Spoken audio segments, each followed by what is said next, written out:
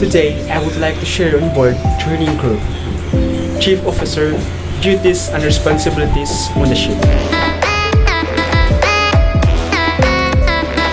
Chief officer is responsible for familiar himself with procedure safety management system. Welcome to my vlog. This is UC, MTC. So this is called a bridge of a ship. When the ship is underway, the bridge is manned by an officer. This is chief officer.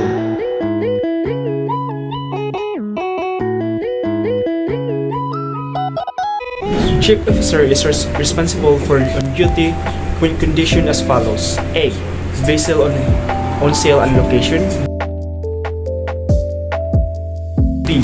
Vessel at anchor. C. Vessel at berth.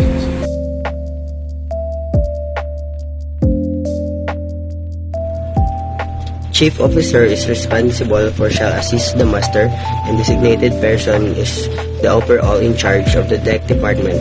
Supervise and command the deck department by implementing the rules, regulation, and maintain discipline on board. Chief officer is responsible for management on board ship.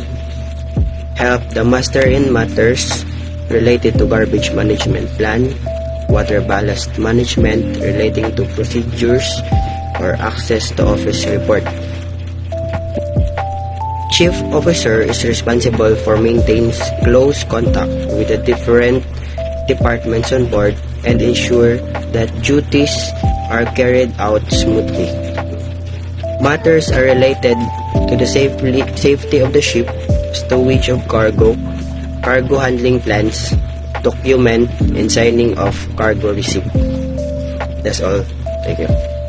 Chief officer is responsible for monitor the condition of the hull at all the times and maintain the trim and allowable sharing, force and bending equipment of the ship stability calculation report, ensure that life-saving appliances, firefighting equipment, and waterproofing equipment are maintained properly. Chief officer is responsible for checking the status of the hull, machinery, and deck equipment, anchor handling equipment, lifting gear equipment under the management of the deck department and maintenance plans. Chief officer is responsible for helps prevent marine pollution, status of storage and maintenance of mooring equipment, custodian of important documents not falling under responsibility of the master. Good day everyone, I'm Deck Cadet Rosal Panos Roy E, and I'm gonna be discussing the duties and responsibilities of a chief officer. Chief officer is responsible for checking the status of hull, anchor chain, mooring chain, and cargo near navigation instruments and accommodation spaces and perform duties related to dry docking.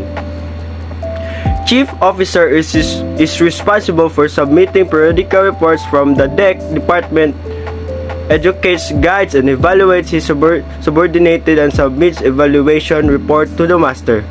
Chief officer is responsible for manage work schedules, perform outside regular working hours, assign tasks for deck hands and crew members, plan replenishment of fresh water supply, inculcate the economical consumption of fresh water. So that's all. Thank you.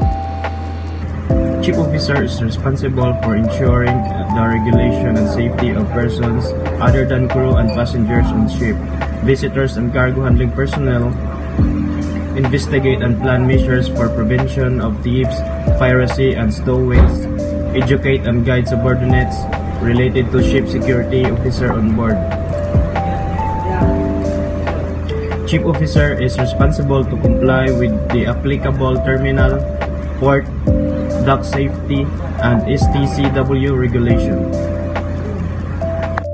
12. Chief officer is responsible for inoculate the economic use of consumable of ship's store. Under his responsibility, continuously monitor the status of the ship, certificates on off-hire charter, and carry out class, OVID, hire charter, and inspection. 13. Ship officer is responsible for the safety and health management on board the ship. Help the chief engineer in matters related to shipboard repairs, arrangement relating to procedures for